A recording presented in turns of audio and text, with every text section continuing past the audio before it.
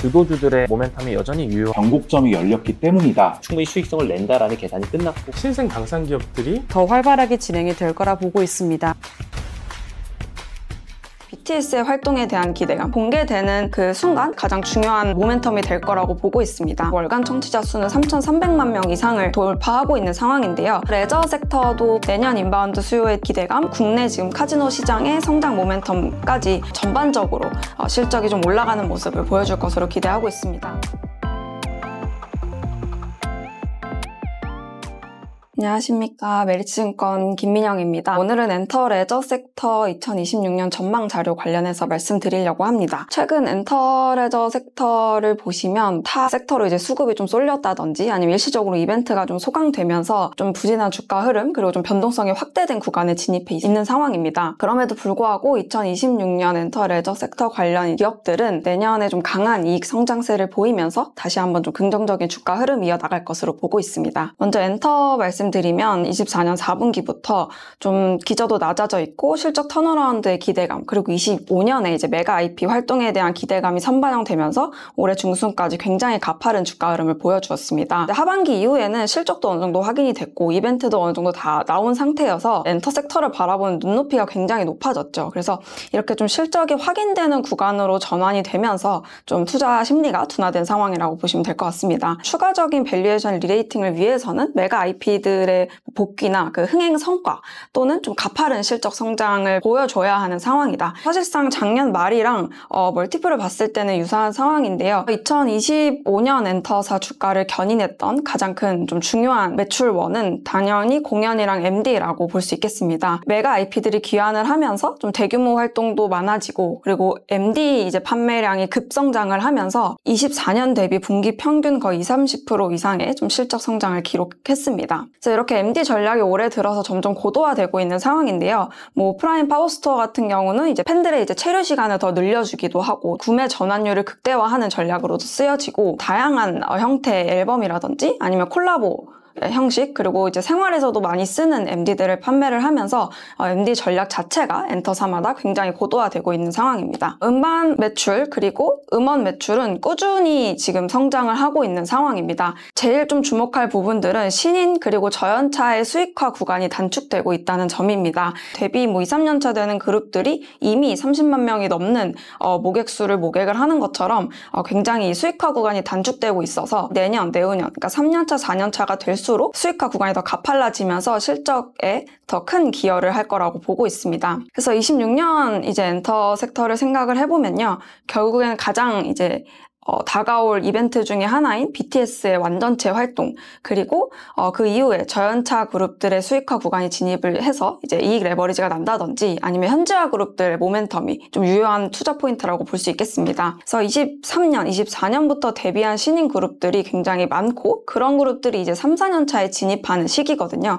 그래서 이런 그룹들의 수익화 구간도 굉장히 기대가 되고 특히 이제 BTS의 활동에 대한 기대감 그리고 그에 따른 또 2차 수익의 고성장에 따른 레버리지가 기대되는 구간이기 때문에 엔터 4사 합산 매출의 영업이익 모두 40%, 60% 이상 성장을 전망을 하고 있습니다. 쾌대한 이후에 직접적으로 엔터 섹터에 뭐 영향을 미쳤다고 보기에는 이르지만 성장 속도를 굉장히 가속화하게 만들었습니다. 그래서 음반원, 뭐 콘서트뿐만 아니라 팬미팅, 굿즈, 뭐 콜라보 상품 아니면 영화 상영회라든지 이렇게 다양한 형태로 참여 경험이 좀 전반적으로 확대되고 있는 상황입니다. 그 중에서도 이제 루미네이트 보고서에 따르면 K-팝 팬덤은 미국 평균적인 팬들보다 더 충성도도 높고 그런 이제 커뮤니티 참여도도 높고 특히 아티스트들에게 좀 금전적으로 후원하는 그러니까 티핑 아티스트라고 부르는 이런 경향이 굉장히 높다고 나타나 있습니다. 중국 시장에서도 뭐 감정 경제라고 해서 좀 소비를 넘어서 정서적인 만족이나 아니면 심리적 안정을 위해서 이제 소비를 하는 트렌드가 최근에 많이 주목을 받고 있고요. 그렇기 때문에 이런 투자 심리들의 변화, 이런 소비 심리의 변화로 아티스트 공연에 따라서 이런 MD 매출에 대한 기대감이 굉장히 높은 상황입니다. 특히 이제 미국에서는 K-팝 장르가 MD 구매 비율이 가장 높은 장르로 조사가 되고 있는데요. 그렇기 때문에 이제 내년에 북남미 유럽 쪽에 투어를 도는 뭐 BTS나 트와이스 같은 이런 대규모 아티스트들의 MD 매출도 계속해서 기대가 되고 있는 상황입니다. 음원도 꾸준히 증가를 하고 있는데 그 중에서도 BTS가 향후에 음원을 거의 2, 3년 만에 발매를 했을 때 그 증가폭은 당연히 가파르게 성장할 것으로 기대를 하고 있습니다. 블랙핑크도 지난달에 신규 음원을 발매하고 나서 거의 1.5배에서 2배 가까이 음원이 성장을 했습니다. 방탄소년단 같은 경우도 현재 음원을 내지 않은 2년 이상 동안에도 2,500만 명을 유지하고 있는 상황에서 당연히 이제 내년 컴백을 했을 때 음원을 발매를 하면은 다시 5천만 명 가까이, 그러니까 국내에서는 가장 많은 음원 청취자 수를 보유할 수 있을 거라고 보고 있고요. 이런 음원 성장은 결국에는 회사의 꾸준한 좀 캐시카우 역할을 할 것으로 보고 있습니다. 그리고 2025년 3분기 투어 매출이나 평균 티켓 가격인 ATP를 모두 보시면 모두 사상 최고치를 경신을 하고 있습니다. 국내 아티스트들의 이제 평균 티켓 가격을 보시면 평균 티켓 가격 대비 북미 지역 티켓 가격이 유독 이제 높은 모습을 보여주고 있습니다. 2022년부터 5년까지의 K-팝 아티스트들 투어 ATP를 보시면은 북미 지역은 특히 $200 이상을 좀 기록한 적도 있는데요. 방탄소년단 같은 경우에는 이미 21년도에 도달했던 ATP 평균 티켓 가격이 지금의 이제 K-팝 아티스트들과 유사한 수준이기 때문에 6년이 지난 현재 그리고 내년에 이제 투어를 진행할 경우에는 당연히 높은 수준의 이제 ATP를 기록하지 않을까라고 기대를 하고 있습니다. 내년은 사실 그 투어 일정만 보면은 경쟁이 굉장히 심화되는 구간이긴 합니다. 가장 피크인 6월이나 7월 이 사이에는 피파 경기도 있고 올림픽이나 결승전, 슈퍼볼 결승전도 있어서 이런 스포츠 경기들도 굉장히 많이 잡혀 있고 글로벌 주요 아티스트들의 스타디움 일정도 굉장히 많이 잡혀 있는 상황이긴 합니다. 그럼에도 불구하고 북미 지역에는 다양한 스타디움 경기장들이 있기 때문에 충분히 모객이 가능할 것으로 보고 있습니다. 글로벌 아티스트 같은 경우에는 국내랑 좀 다르게 국내 방송이나 아니면 예능 활동 이런 현지 활동들이 많지 않고 투어를 쭉 돌리는 구조를 가지고 있습니다. 그렇기 때문에 공연 횟수가 상대적으로 좀 많은 편이거든요. 그래서 BTS 활동을 좀 몇 가지 시나리오로 나눠서 생각을 해보면요. 최소 그래도 50회 정도는 할 수 있을 거라고 보고 있고 최대 70회까지도 내년에 좀 가능할 것으로 보고 있습니다. 그래서 중간 정도인, 그러니까 평균 정도인 이제 60회 정도를 저는 추정치에 담아놨고요. 올해 말 혹은 내년 초 중에 일정이 공개된다면 일단 공개되는 그 순간 첫 번째로 이제 가장 중요한 모멘텀이 될 거라고 보고 있습니다. 마지막으로 이제 엔터 섹터에서 좀 주목하고 싶은 부분은 캐치아이, 그러니까 미국 현지화 그룹의 성장입니다. 아무래도 미국은 이제 하단의 표에서 보시는 것처럼 글로벌 스트리밍 국가 상위 10개 지역에서 압도적인 1위를 차지하고 있습니다. 캐치아이 같은 경우는 월간 청취자 수, 그러니까 스포티파이 기준으로 월간 청취자 수는 3,300만 명 이상을 돌파하고 있는 상황인데요. 사실상 BTS 2,500만 명, 블랙핑크 2,500만 명처럼 지금 국내 K-팝 그룹들 중에서는 가장 압도적인 숫자로 1등을 기록하고 있습니다. 데뷔한 지 1년이 채 되지 않았는데 이 정도의 월간 청취자 수를 보유하고 있다는 건 이들의 이제 성장 폭이 이제 예상치를 넘어설 수도 있겠다라고 생각을 하고 있습니다. 그래서 지금 11월부터 이제 캐치아이 북미 도시 투어가 시작이 되는데요. 올해는 11월, 12월 10만 명 정도 규모로만 돌지만 결국에 내년에도 또 투어를 진행할 가능성이 굉장히 높거든요. 그래서 내년 투어를 진행했을 때 수익화가 가능하다라고 하면은 BTS 저연차 성장 이후를 생각을 해봤을 때 가장 중요한 이제 밸류에이션 리레이팅을 견인할 수 있는 주요 포인트라고 보고 있습니다. 네, 이어서 레저 섹터도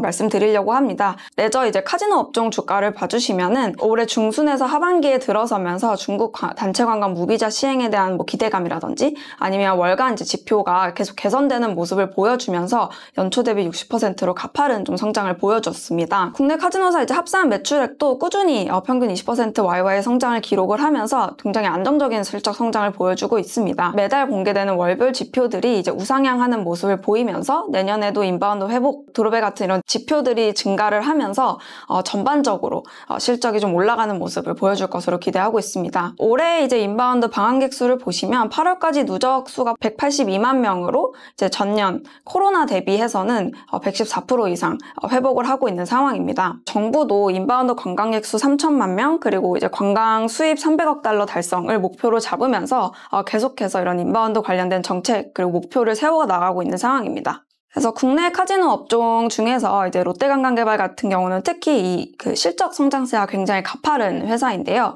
3분기 매출이 1,300억 원 이상을 기록을 하고 특히 OP 마진이 28%를 기록을 하면서 이제 카지노 매출 성장에 따른 레버리지 효과가 본격화되는 모습을 보여주었습니다. 제주 드림타워 같은 경우는 지금 객실 점유율이 90% 정도고 그 안에 이제 카지노 고객 이용 비중이 한 50% 정도인데요.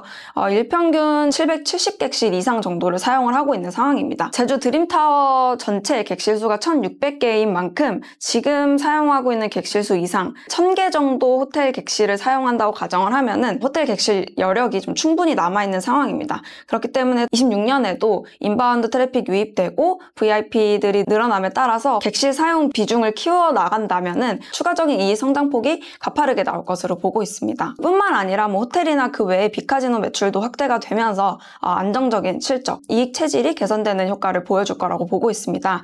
그래서 26년도 카지노 4사 합산 매출액 영업이익 모두 6%, 이익은 특히 이제 20% 이상 성장을 전망하고 있습니다. 최근 중국에서도 이제 경험 중심, 정서 소비라는 트렌드가 좀 부각이 되고 있는데요. 국내 이제 이런 정책적인 변화랑 중국의 이런 정서 트렌드가 맞물린다면 내년 인바운드 수요의 기대감, 국내 지금 카지노 시장의 성장 모멘텀까지 좀 강화되는 구간에 진입할 것으로 보고 있습니다. 중국뿐만 아니라 주요 아시아 국가 내 인기 여행지를 또 봐주시면은 대부분 지역에서 상위 10위권 내에 이제 서울이 포진되어 있습니다. 그래서 롯데관광개발 같은 경우는 이제 제주도 입도객과 이제 방문객 수 추이가 굉장히 밀접하게 연관이 되어 있는데요. 방문객 수의 성장을 넘어선 이제 카지노 방문객 수 추이를 실현을 하고 있습니다. 이러한 이제 추세가 좀 지속된다면 내년까지도 이익 성장세가 계속 가파르게 나올 것으로 보고 있습니다. 파라다이스 같은 경우는 내년 이제 3월에 소프트 오픈하는 그랜드 하얏트 호텔 웨스트타워가 가장 중요한 이제 투자 포인트로 작용할 것으로 보고 있습니다. 그랜드 하얏트 웨스트타워를 인수를 하면서 카지노 객실을 확보할 수 있는 효과를 가져올 수도 있고요. VIP 고객들에게 제공되는 카지노 객실뿐만 아니라 일반인들 고객에게도 제공되는